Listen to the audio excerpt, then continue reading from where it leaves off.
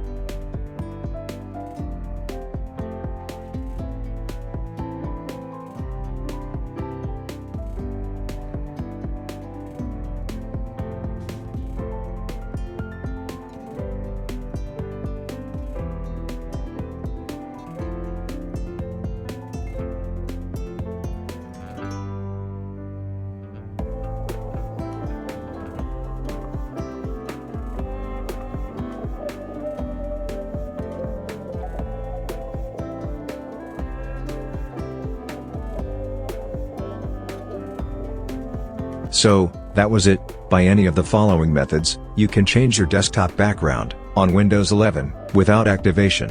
Hope it was useful. Consider like for the video, subscribe to the channel, and if you have any questions, just comment down below. Thanks for watching, and have a great day ahead.